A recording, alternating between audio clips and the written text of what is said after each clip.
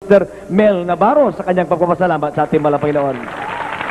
Praise the Lord po. Ako po mabati sa inyong mga beloved televiewers at sa ating beloved parents in the Lord. At higit po sa lahat sa ating mahal na Panginoong Jesus. Praise the Lord. Isa pong papapala sa akin ang magpatotoo sa inyo, lalo na sa mga hindi pa ho nakakilala sa mahal na Panginoon, sa mga televiewers. Galing po ako sa isang fellowship po, isang gawain na tinitaya in person. Tunay po na doon, ginagamit po ako ng mahal na Panginoon bilang mga awit din. Nagsasong lead po ako doon. Ngunit, ang mga karamdaman ko ay nariyan pa rin. Itong silitis po ako, meron po akong scoliosis. Na siya pong panahon ng taglamig, talaga po masakit po ang likod ko.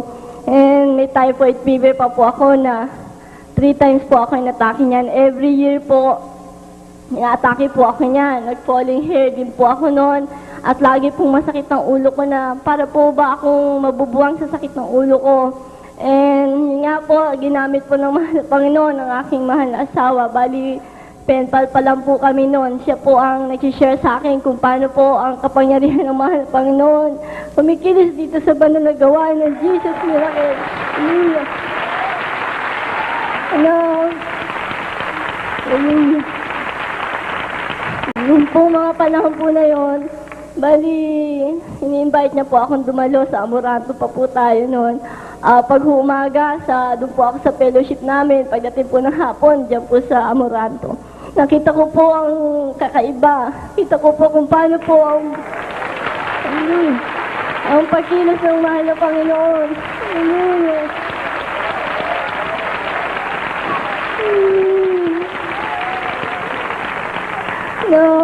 Nakita ko po ang mga workers, ang mga preacher, ang ating beloved pastor, kung paano pong nananalangin na nakaluhod pa simula ng gawain. Na doon po sa pinanggalingan ko, hindi ko po nakitang lumuhod doon ng pastor.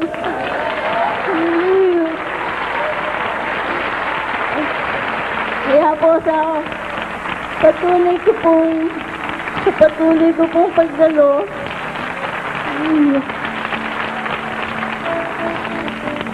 yun nga po, nagkaroon po ako ng question na magulo na ang isip ko. Sabi ko, Lord, saan po ba ako talaga?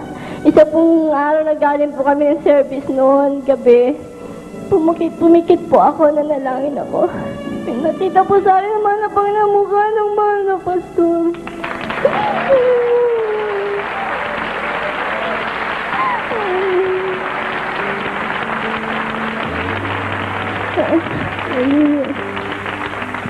At nung nga pong isang araw naman dumalo po ako ng hindi po ako nakadalong Wednesday service. Sabi ko sa husband ko noon, sabi ko hindi mo na ako sasama dahil galing po akong duty.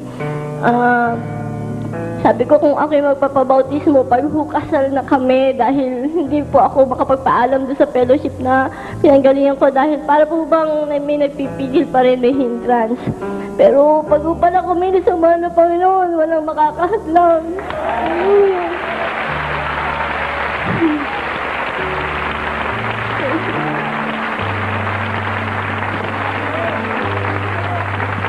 Dahil nung oras po na yun, nagaling po ako ng duty, puyat po ako, hindi po ako makatulog. Meron po sa akin bumubulong na bumaong ka dyan, magpabautismo ka na. 3 beses po yun, nung pangatlo pong beses, bumangon na po ako. Pagbangon ko pala ho, naramdaman ko na presensya ng mga Panginoon.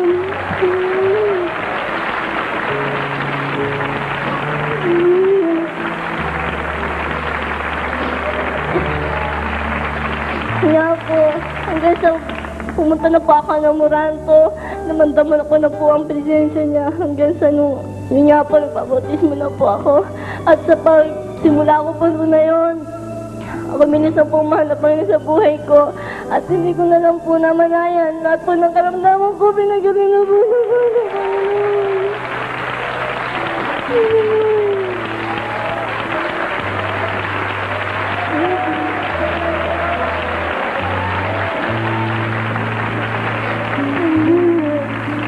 Talaga po palang ang tunay na bautismo ay sa mahal na Panginoong Jesus po lamang. Dahil Dahil nabautismuhan po ako doon sa dati kong gawain dinaduluhan sa pangalan ng Ama, Anak, Espiritu Santo, na kiniklaim ko po doon na ako'y gagaling, pero wala po talaga, hindi po ako gumaling. Bali gamot pa rin po, nililehans din po ako doon, pero hindi rin po talaga ako gumagaling.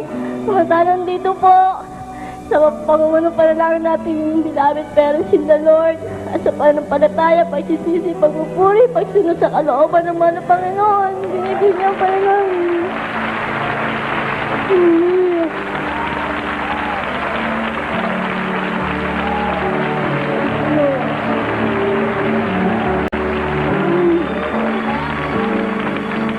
Pinapasalamat ko rin po na nga po ako naging buhay na po totoo sa amin. Dahil ako po nga ang sikli sa amin na lagi po may sakit. Nakita po ng aking ina at yun nga po siya nga po nauna sa akin. Yung bandang huli na nga po, nag-share po kami ng gusto sa aking mahal na ina na siya pong president ng fellowship. Kasi po mismo sa bahay po namin ginaganap yun. At yun nga ho, nagpabautismo nga po siya. Noon nga din niya naramdaman ng tunay na kagalingan, kapangyarihan ng mahal na Panginoon.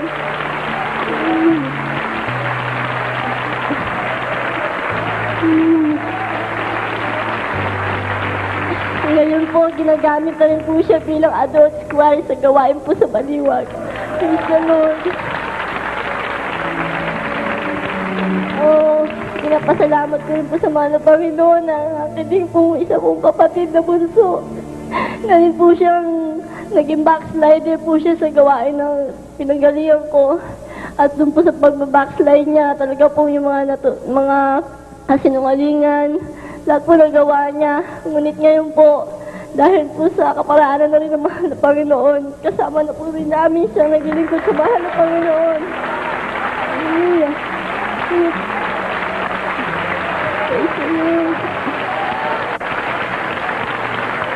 Pinapasalamat ko sa mahal na Panginoon na isa-isa na po niya kami tinatawag. Sa mahal na Panginoon. At pinapasalamat ko rin po sa mahal sa Panginoon na kasi po bali 1 year na po kayo makikita mahal kong asawa. Bali hindi una pong taon hindi niya po kami pinagkalooban ng baby. Bali nung nasa Baguio kami, hindi po kami nag-prayer request po kami doon para po magkaroon ng baby. At ngayon po, dahil po pala aking husband, nagkaroon po siya ng mumps na malaki na po siya. Ang sabi po ng doktor once na magkaroon ng mumps, bali daw po nakaka-steril daw po yun. Sabi naman ng mahal ko asawa, nasa mahal na Panginoon na tayo, wala nang baog pag nasa mahal na Panginoong Jesus. Hallelujah.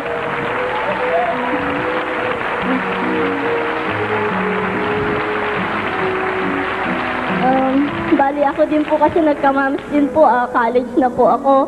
And then, kumbaga po, dahil marami na po akong na-take ng medicine, yung antibiotics, baka din daw ho, dahil doon, baka daw hindi ako magka-baby.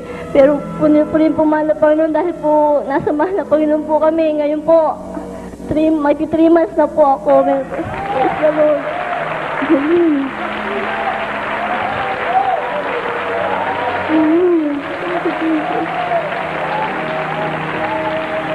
Kaya, napasalamat ko po yan lahat. Pagpapalang pisikal, material, higit po sa lahat sa spiritual. Kaya wala. Lahat po ng kapurihan, pasasalamat sa ating mahal Panginoon po lamang. It's the Lord.